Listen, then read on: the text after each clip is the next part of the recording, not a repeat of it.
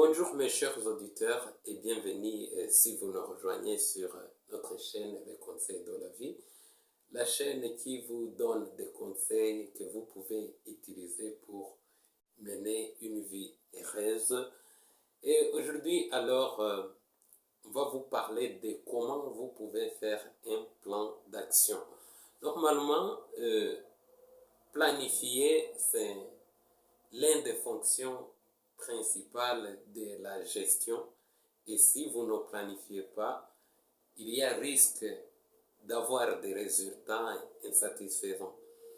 Et dans cet angle, nous allons voir alors comment faire un plan d'action. Vous pouvez être chef d'entreprise, chef de département, ou bien dans la vie courante, vous pouvez présider donc un département ou bien une organisation.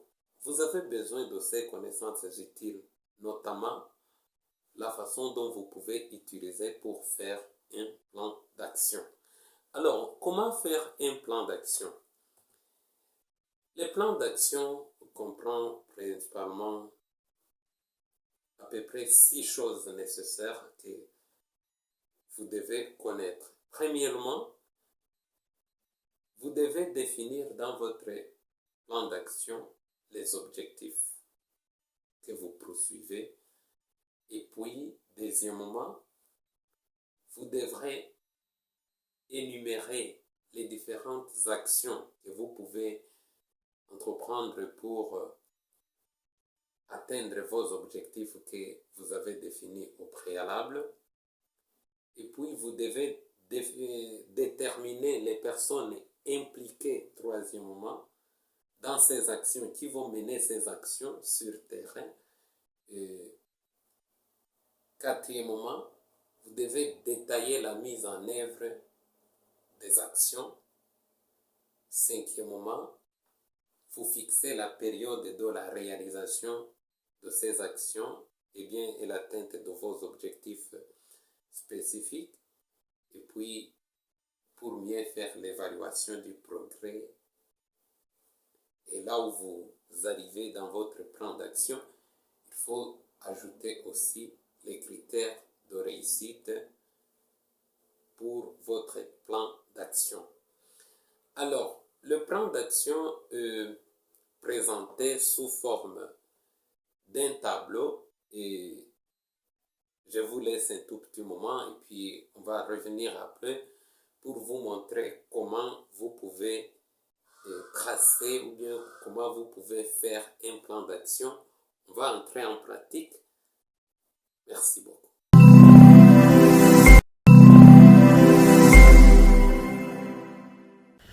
Comme je viens de le dire, nous allons voir comment faire un plan d'action et voici quelques étapes que nous devons suivre. Eh bien, les étapes essentielles pour élaborer un plan d'action sont les suivantes. Vous devez d'abord définir les objectifs de votre plan d'action. Deuxièmement, vous devez énumérer les différentes actions que vous devez mettre en pratique pour atteindre vos objectifs fixés au préalable. Troisièmement, vous devez déterminer les personnes impliquées dans la mise en action, dans la mise en œuvre de ces actions. Quatrièmement, vous devez détailler la mise en œuvre des actions et vous fixez finalement la période de la réalisation de ces actions.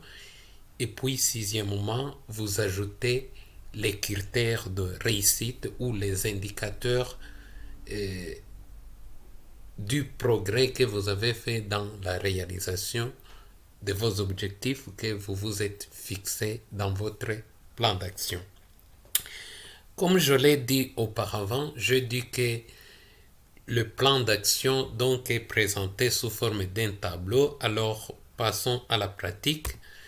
Supposons que le ministère de l'Éducation veut entreprendre un projet pour améliorer l'apprentissage des langues secondaires dans les écoles. Eh bien, l'objectif général sera d'améliorer le niveau d'apprentissage des langues secondaires dans les écoles.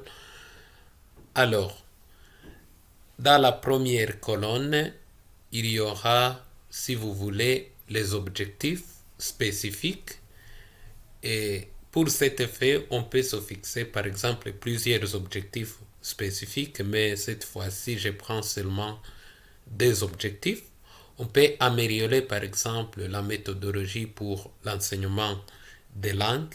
On peut aussi familiariser les élèves aux langues secondaires. Alors, il y a des actions maintenant qu'on doit mener pour améliorer la méthodologie de l'enseignement des langues.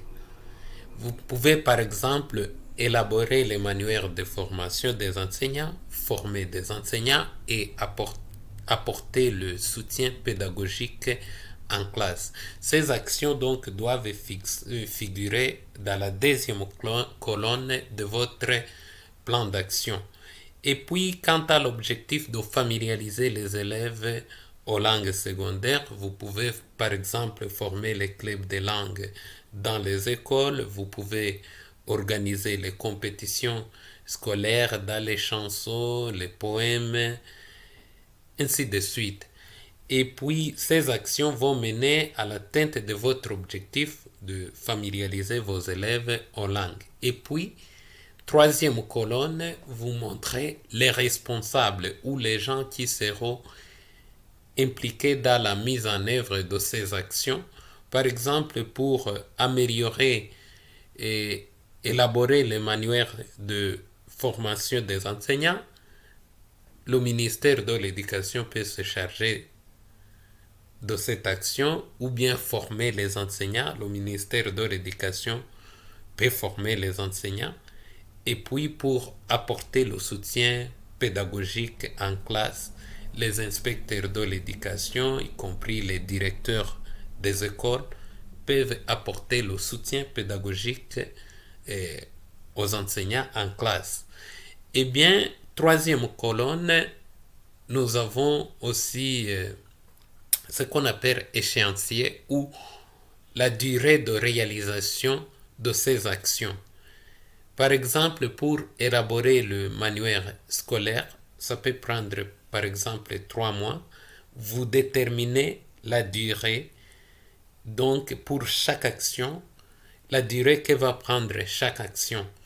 Et puis, dans la quatrième colonne, vous montrez les détails de comment vous allez mener ces actions sur terrain. Par exemple, ici, vous pouvez montrer les frais de la conception des manuels pour ce qui est de l'élaboration des manuels de formation. Vous pouvez montrer comment vous allez former les enseignants et les frais de formation pour les enseignants ainsi que les formateurs. Et vous pouvez montrer comment vous allez faire des descentes sur terrain pour apporter le soutien pédagogique aux enseignants en classe. Tout ça, vous détaillez dans la quatrième colonne. Et puis, cinquième colonne, vous montrez, vous estimez les coûts. Ces actions que vous avez détaillées maintenant vont coûter combien d'argent et cela dépendra de votre budget. Et la dernière colonne, vous y mettez maintenant les indicateurs qui vont vous montrer le progrès que vous avez réalisé dans l'atteinte de vos objectifs et dans la mise en œuvre des actions planifiées pour faire pour accomplir les activités que vous avez planifiées dans votre plan d'action. Et je pense que si vous tracez votre plan d'action de cette façon et vous respectez ces étapes, vraiment, vous allez faire un plan d'action cohérent et d'une façon idéale. Merci beaucoup. À nous revoir à la prochaine occasion.